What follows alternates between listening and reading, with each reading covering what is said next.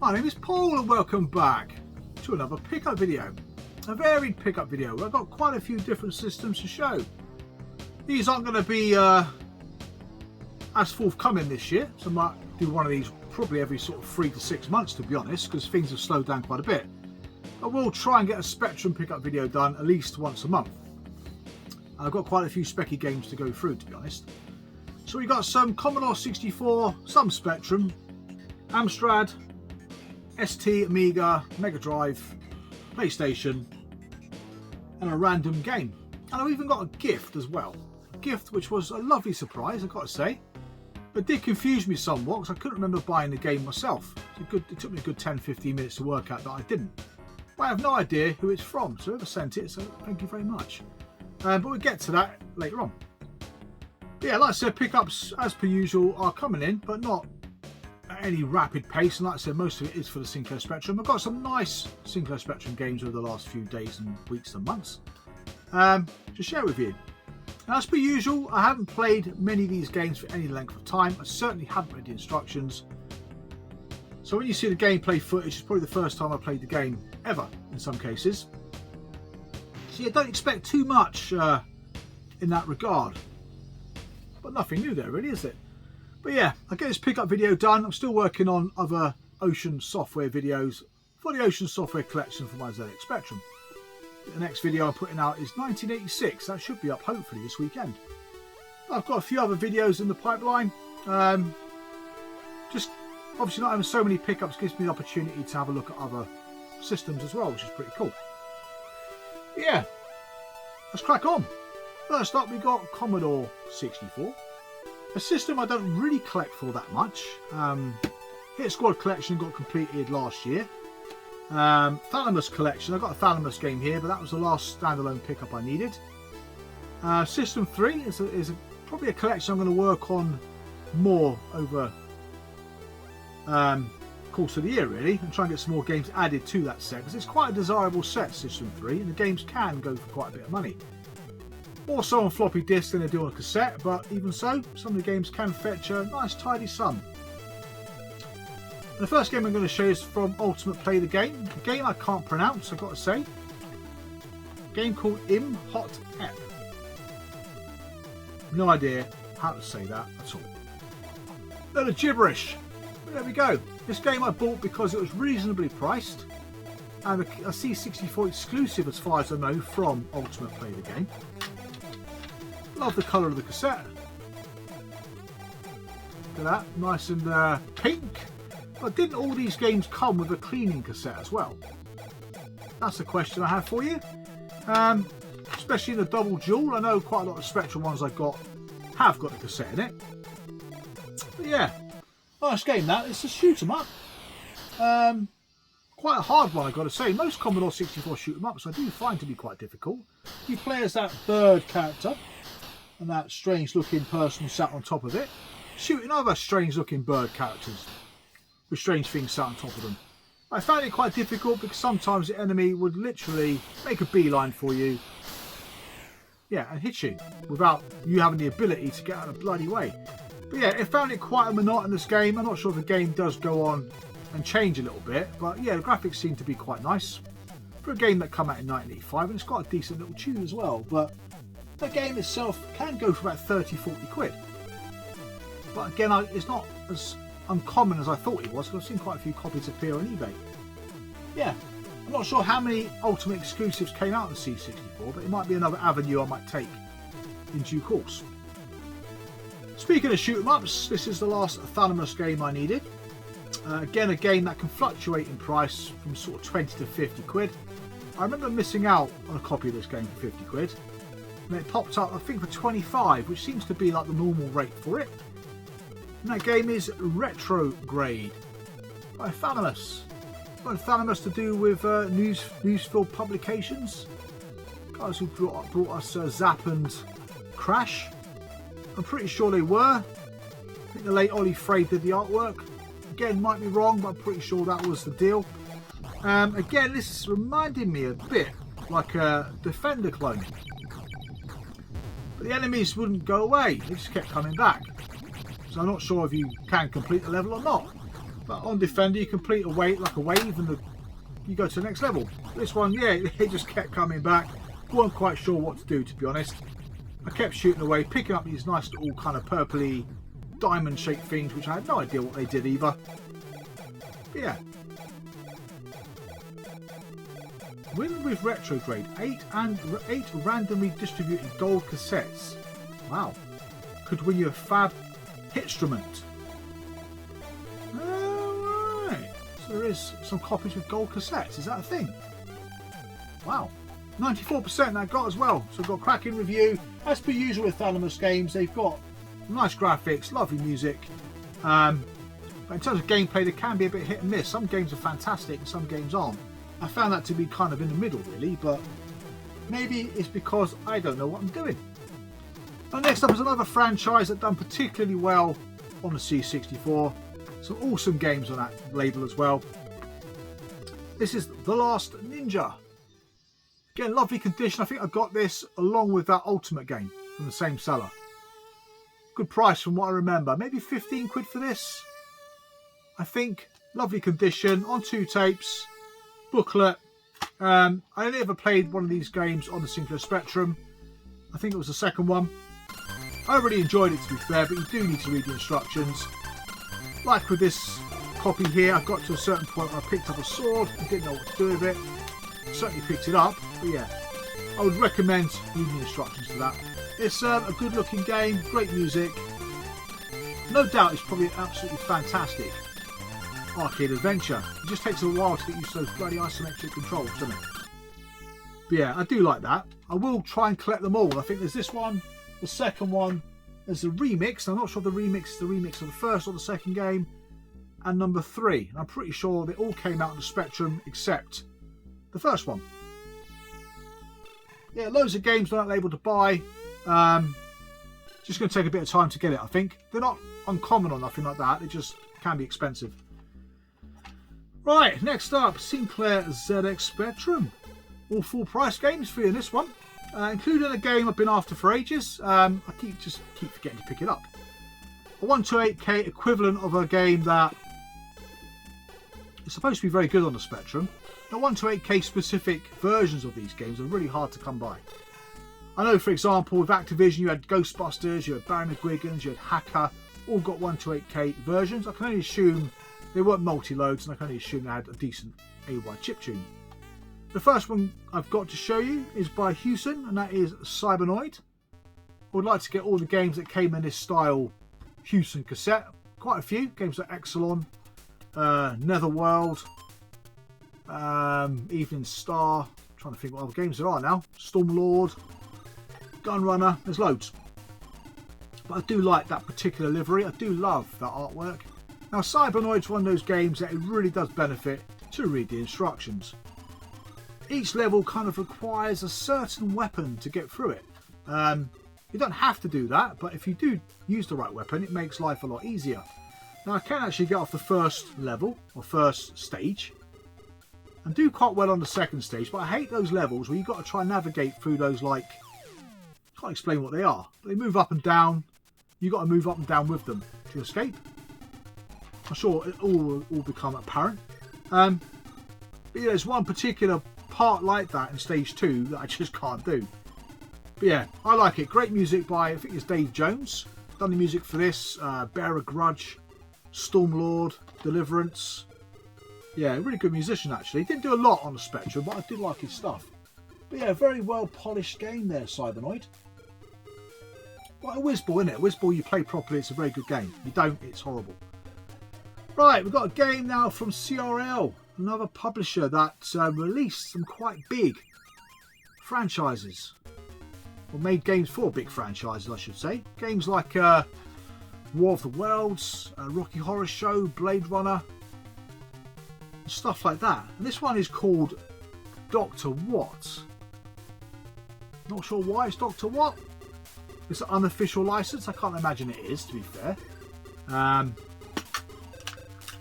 Instructions are on the back of the inlay.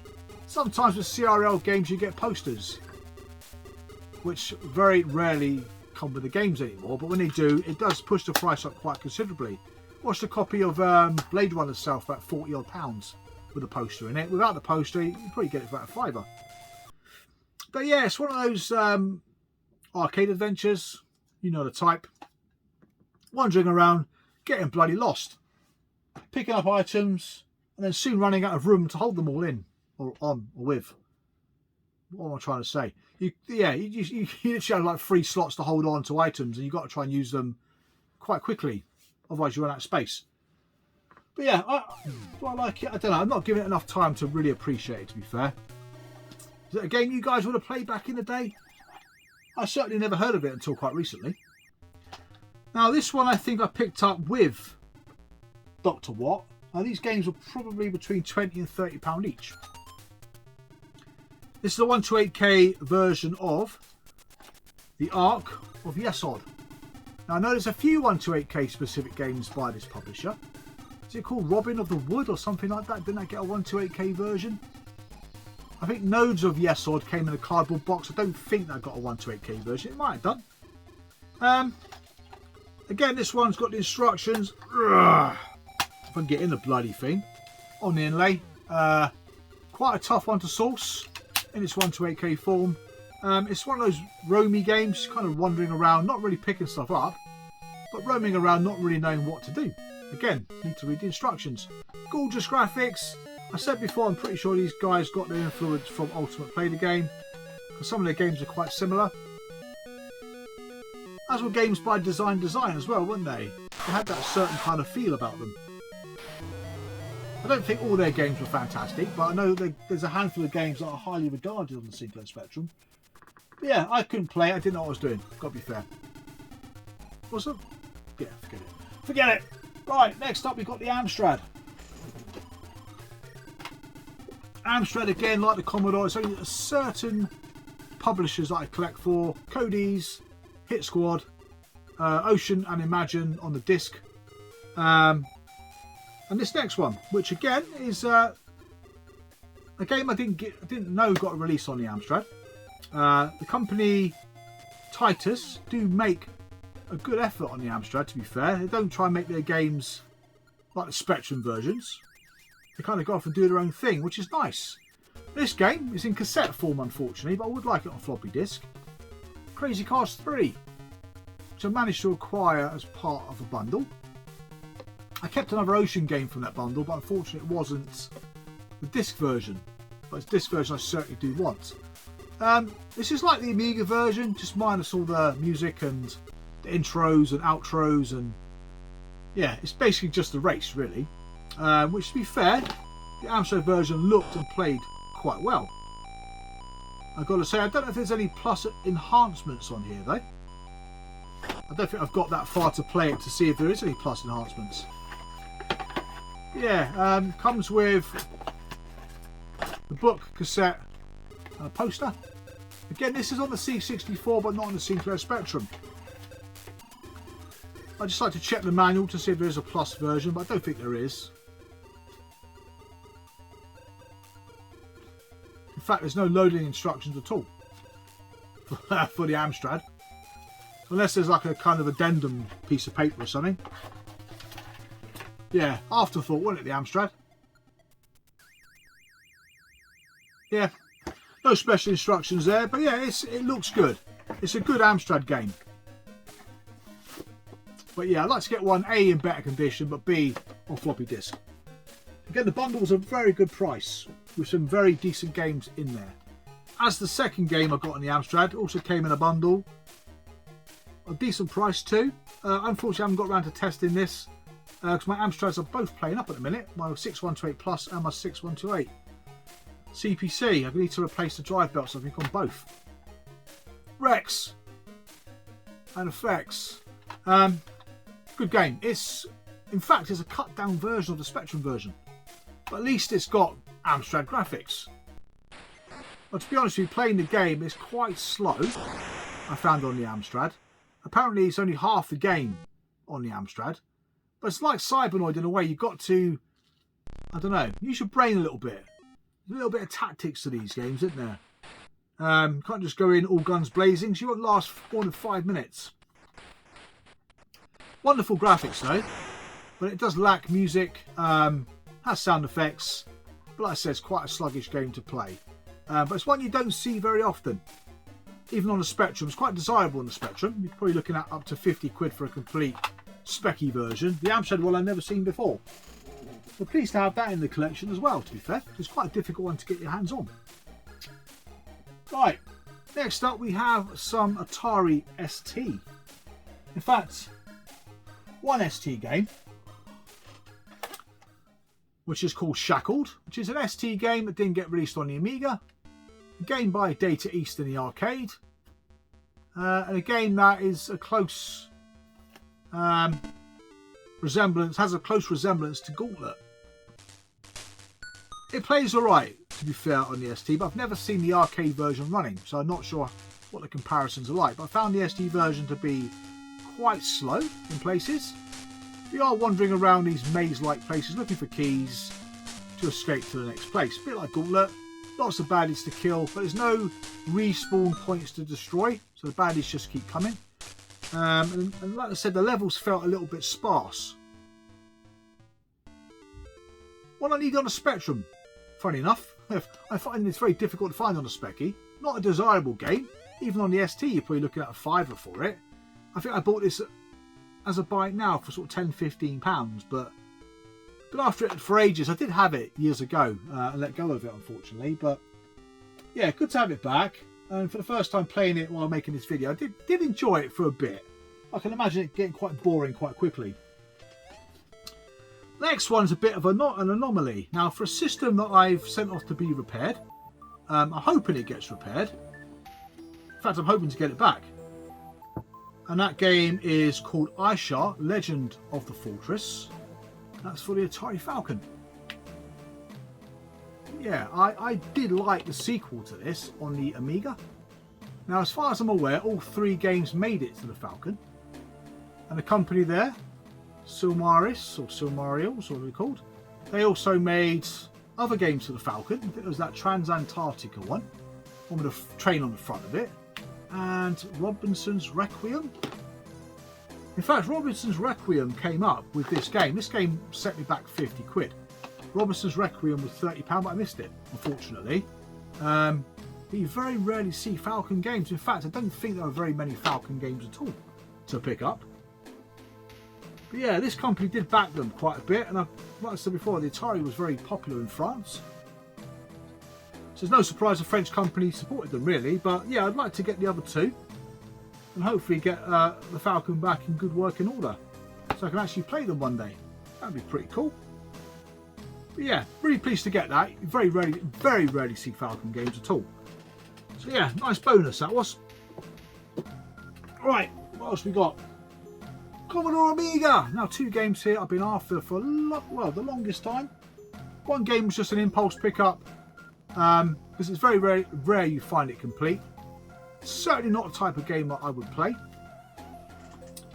Being a text adventure. The game is called Demoniac by Palace Software. Again, don't see many Palace games either, do you, on the Amiga? But yeah, got some lovely graphics in this game.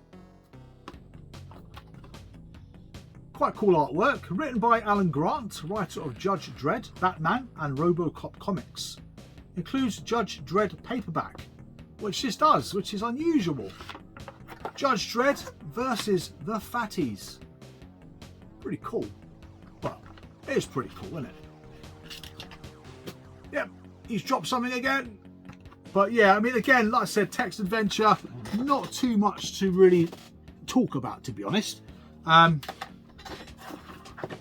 managed to tap in a couple of words as per usual.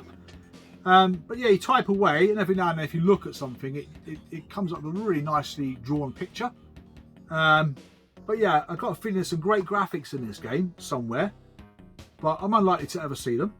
I've got to be honest. If I'm ever going to see them, it's going to be watching a playthrough video, which again is probably highly unlikely. But some of the graphics on the back there, they look fantastic. So again, a well-presented game. It's got decent reviews. It's just unlikely I'm ever going to play it. Yeah, I think that one set me back about 40 quid. Whereas the next one was slightly more expensive. A game I remember playing just as I sold my ST on an ST cover tape, or hardcover disc. One of the first games of its type, free roaming, get into any vehicle and use any object. Hunter. Now I've got a feeling this is the US release of it. There's something about the old text down there. The disc looks like a US disc rather than a kind of European disc. But yeah, lovely condition. This was like 50 quid. Now if you've not played Hunter before, you can literally do what I said, you can do pretty much anything. There's a 3D world, which is quite unusual up until about this sort of period. 1990, 91, you've got games like Midwinter, Hunter, even to some degrees Damocles. You can kind of wander around doing anything you want really, which was quite innovative back for its back in the day. But I love this game, always wanted to play it when it got released, but by the time I sold my ST I didn't really get around to playing it ever again, to be honest. So yeah, the problem with those sorts of games nowadays, they will run slowly and quite sluggishly. So hopefully they run on more powerful machines, like say the A1200 or indeed the Atari ST Mega STEs. Next one, this one now I've been looking for a while, especially realising it got a release when Silly Steve showed a picture of it on Instagram. I didn't realise it got an Amiga release, and I picked up the ST version not long ago, hoping an Amiga version would come up, and lo and behold, there's been about 3 copies on the Amiga now. There's this one I got part of a bundle, there's one that's sold in France for about 80 quid, and there's one on eBay now. And that is Barbarian. Oh yes, finally. Nice bundle I got this from, to be fair. Yeah, there was this, what else did I keep? I kept a Cinemaware game. Quite a hard to find Cinemaware game. And I didn't realise how many Cinemaware games actually got released on the Amiga. There's loads of them. Comes complete with a poster. I always worry with these posters because they've been folded up for so many years. When you open them up, they've got like white lines, haven't they? It's like a white grid. Now, fortunately, this poster's actually in good nick.